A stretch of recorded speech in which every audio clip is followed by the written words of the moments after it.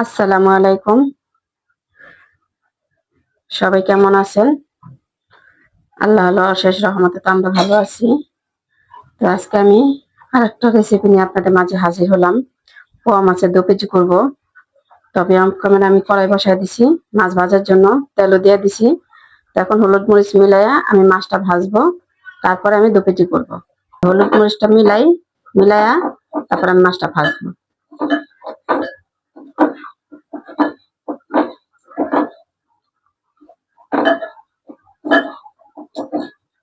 Tomato দিয়ে 2 KG করবো। তো আমি আজকে টমেটো দেখাইলাম না কাইটা, আমি দেওয়ার সময় দেখাবো। এই যে তেলটা কিন্তু গরম হয়ে গেছে, দিয়ে দিলাম সামান্য লবণ।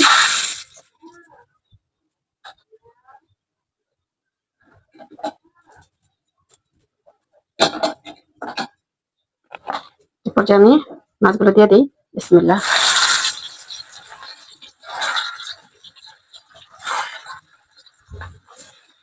ঠিক আছে, মাছগুলো ভাজা হোক, তারপর আপনাদের দেবেন। মাছটা কিন্তু ভাজা হয়ে গেছে।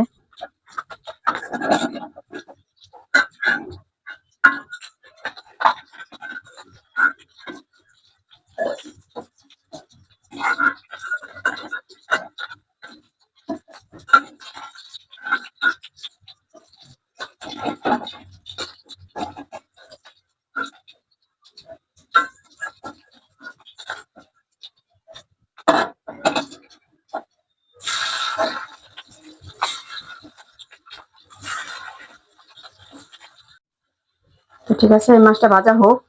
এটা তো হয়েছে। তো আমি মাছ বসানোর সময় আমি একবারে দেখাবো এটা ভাজা উঠাই। আমার এই মাছটা কিন্তু ভাজা হয়ে গেছে, এটা তো ভাজা হয়েছে, এটা কিন্তু ভাজা হয়ে গেছে। আমি এটা উঠাইয়া তরকারিটা বসাই দিই। এই যে মাছ ভাজা তো হয়ে গেছে। এখন আমি কড়াই বসাই দিলাম মাছ বসানোর জন্য। তো দিয়ে দিলাম তেল। বিসমিল্লাহ। দিয়ে দিলাম পেঁয়াজ।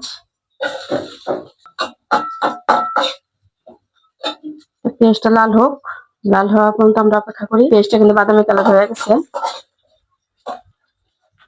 দিয়ে দিলাম পানি, দিয়ে দিলাম আদা রসুন বাটা, লবণ, হলুদের গুঁড়া, মরিচ গুঁড়া, ধনিয়ার গুঁড়া, দিয়ে দিলাম জিরার গুঁড়া। মশলাটা কষানো হোক। মশলাটা কিন্তু কষানো হয়ে গেছে। এখন আমি এ পর্যায়ে দিয়ে দিলাম টমেটো, কাঁচামরিচ।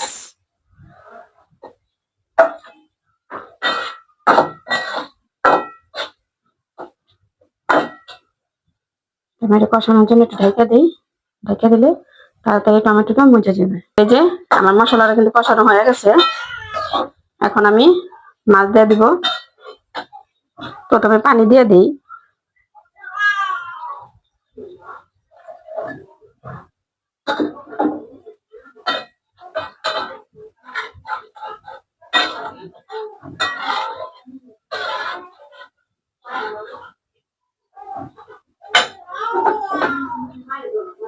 এই যে মাছ দিয়ে দিলাম। বিসমিল্লাহ।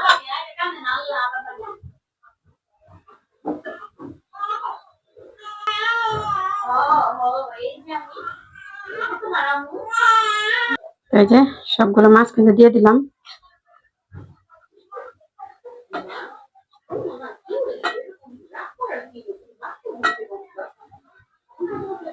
আমি এখন ঢাইকা দিই, মাছটা বলক আসুক। আসুন দেখি মাছটার কি অবস্থা হয়ে গেছে। কেমন হয়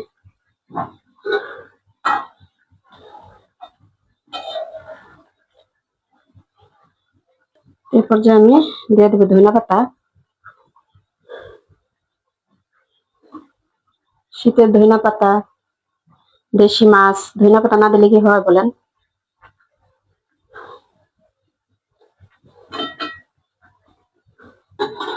আমার তরকারিটা হয়ে গেছে। এখন আমি ঢাইকা চুলাটা ধীরা দিব, ধনিয়া পাতা ফ্লেভারটা বের হোক। এই যে আমার পোয়া মাছের তরকারি, আমি তো রেসিপি দেখাইছি আপনাদের। তো এখন ভাত খেতে বসছি।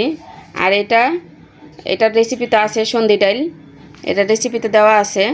তো এখন ভাত খাবো, আর কথা না বাড়াই।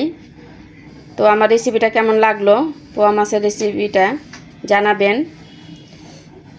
তো ঠিক আছে, আজকে এই পর্যন্ত। সামনে আর একটা রেসিপি নিয়ে আসবো।